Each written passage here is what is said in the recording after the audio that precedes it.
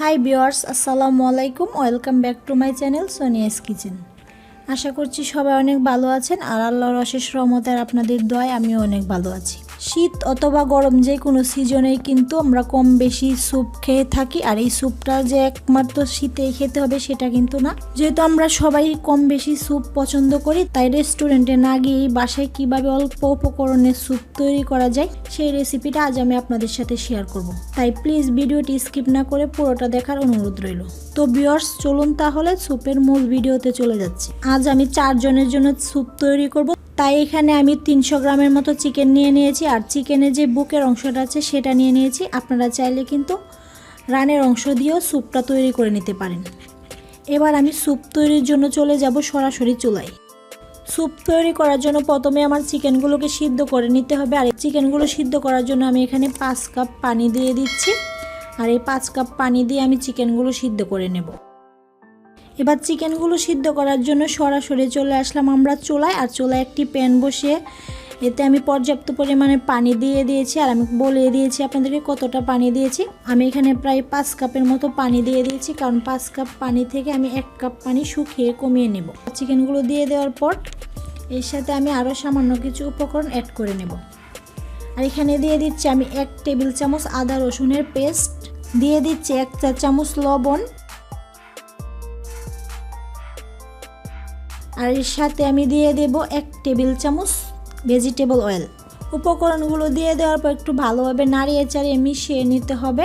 মিশিয়ে নেওয়া হয়ে গেলে এটাকে ঢাকনা দিয়ে আমি চিকেনগুলোকে ভালোভাবে সিদ্ধ করে নেব। আর চিকেনগুলো সিদ্ধ করতে আমার যতটা সময় লাগবে আমি পরবর্তীতে আপনাদেরকে বলে দেব। চুলাটাকে মিডিয়াম টু লোর মাঝামাঝি দিয়ে 10 মিনিট সিদ্ধ করে নেওয়ার পর আমাদের চিকেনটা কিন্তু সিদ্ধ হয়ে গিয়েছে। আর দেখতেই পাচ্ছেন চিকেনে কিন্তু অনেকটা ফেনা উঠেছে, কিন্তু এই ফেনাটা আমি ফেলবো না, যেহেতু আমি আদা রসুনের পেস্ট আর তেল দিয়ে চিকেনগুলো সিদ্ধ করে নিয়েছি। যদি এই ফেনাগুলো ফেলতে যাই তাহলে তেল আর আদা রসুনের ফ্লেভারটা চলে যাবে। এরপর যে আমি চিকেনগুলোকে একটি ছাঁকনির সাহায্যে ভালোভাবে পানিটা ঝরিয়ে উঠিয়ে নেব। চিকেনগুলোকে সামান্য ঠান্ডা করে পছন্দ মতো ছিঁড়ে নিব। এই পর্যায়ে চুলাটাকে অফ করে দিতে হবে, তা না হলে কিন্তু চিকেন স্টোটা শুকিয়ে যাবে। আমাদের চিকেনগুলো ছিঁড়ে নেওয়া হয়ে গিয়েছে। এই পর্যায়ে আমি চুলাটা অন করে চিকেন স্টোতে চিকেনগুলো দিয়ে দেব। এই যে দেখুন, আমি আমার পছন্দ মতো চিকেনগুলোকে ছিঁড়ে নিয়েছি। আপনারা চাইলে আপনাদের পছন্দ মতো একটু ছোট বড় করে নিতে পারেন। এবার এই স্টোটাতে আমি চিকেনগুলো অ্যাড করে নেব।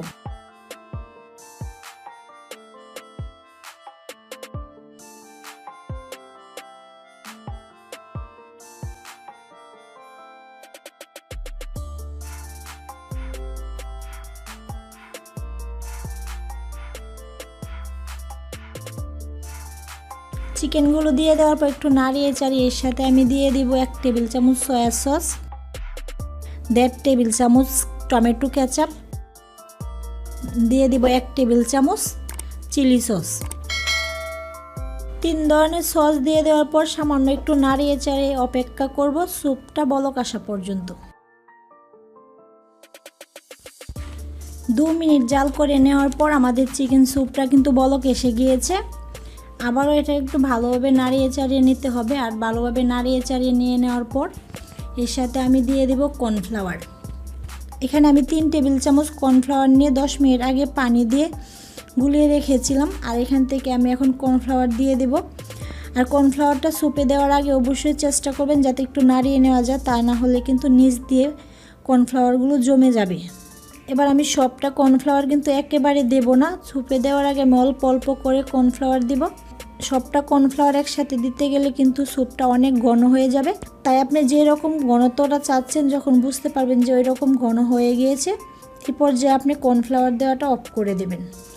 আমি আপনাদেরকে আমার স্যুপের ঘনত্বটা দেখিয়ে দিচ্ছি। দেখুন আমাদের স্যুপের ঘনত্বটা, এটা কিন্তু আমি আরও কিছুক্ষণ জাল করব। আর জাল করে নেওয়ার পর কিন্তু একদম পারফেক্ট একটা স্যুপ তৈরি হয়ে যাবে, একদম পারফেক্ট ঘনত্বের একটা স্যুপ তৈরি হয়ে যাবে। স্যুপটাকে ভালোভাবে নাড়িয়ে চাড়িয়ে এবার আমি এর সাথে অ্যাড করে দেব ডিম। আর এখানে আমি 2টো ডিম নিয়ে নিয়েছি। এবার ডিমটাকে আমি স্যুপে অল্প অল্প করে অ্যাড করে নেব। ডিমটা কিন্তু একসাথে দেওয়া যাবে না, তাহলে একেবারে দলা পাকিয়ে যাবে। অল্প অল্প করে ডিমটা ডালতে হবে আর হালকাভাবে নাড়া রাখতে হবে। আর পুরোটা ডিম দিয়ে দেওয়ার পর এটাকে খুব বেশি জাল করব না, জাস্ট 1 মিনিট জাল করে নিলেই হবে। শুধু ডিমটাকে বয়েল করে নেব, আর যদি অতিরিক্ত জাল করতে যান তাহলে কিন্তু ডিমটা শক্ত হয়ে যাবে। ডিমটা দিয়ে 1 মিনিট রান্না করে নেওয়ার পর এর সাথে আমি আরও সামান্য কিছু উপকরণ অ্যাড করে নেব। এখানে আমি টেস্টিং সল্ট দিয়ে দিচ্ছি 1 চা চামচ। 1 চা চামচ দিয়ে দিচ্ছি আমি গোলমরিচের গুঁড়ো। এখানে আমি কালো গোলমরিচের গুঁড়ো দিয়ে দিচ্ছি, আপনারা চাইলে সাদা গোলমরিচের গুঁড়োটা ব্যবহার করতে পারেন। আর দিয়ে দিচ্ছি এখানে আমি কাঁচামরিচ। এখানে আমি 2 ধরনের কাঁচামরিচ দিয়ে দিচ্ছি, লাল আর সবুজ। আর এখানে দিয়ে দিচ্ছি আমি 1 টেবিল চামচ ধনিয়া পাতা। সবগুলো উপকরণ দিয়ে একটু ভালোভাবে নাড়িয়ে চাড়িয়ে মিশিয়ে নিয়ে এর সাথে আমি দিয়ে দেব লেবুর রস। আর এখানে আমি 1 চিলতা লেবু নিয়ে নিয়েছি। লেবুর রসটা দেওয়াতে কিন্তু স্যুপের টেস্টটা অনেকটাই বেড়ে যায়। লেবুর রসটা দিয়ে দেওয়ার পর একটু ভালোভাবে নাড়িয়ে চাড়িয়ে স্যুপের সাথে মিশিয়ে চুলাটা অফ করে নামিয়ে নিলেই কিন্তু তৈরি হয়ে গেল আমাদের খুব মজার চিকেন স্যুপ। এই পর্যায়ে আমি চুলাটা অফ করে নিয়েছি, আর আমি আপনাদেরকে দেখিয়ে দিচ্ছি যে আমাদের স্যুপের ঘনত্বটা কীরকম হয়েছে। চুলা থেকে নামিয়ে স্যুপটা গরম গরম পরিবেশন করে নিলাম। আর এরকম গরম গরম স্যুপ খেতে কিন্তু খুবই ভালো লাগে। তো ভিউয়ার্স, আশা করছি আমার আজকের রেসিপিটা আপনাদের খুবই ভালো লেগেছে। আর আমার আজকের রেসিপিটি যদি আপনাদের ভালো লেগে থাকে একটি লাইক দিয়ে কমেন্টস করে বন্ধুবান্ধব ও প্রিয়জনের সাথে শেয়ার করতে ভুলবেন না। আমার রেসিপিটা ফলো করে একবার হলেও বাসায় ট্রাই করার অনুরোধ রইল। সেই সাথে কোনো প্রশ্ন থাকলে কমেন্টস বক্সে জানাতে পারেন। আজকের মতো এই পর্যন্তই, আবারও দেখা হবে নতুন কোনো রেসিপি নিয়ে। সেই পর্যন্ত ভালো থাকুন, সুস্থ থাকুন, আল্লাহ হাফেজ।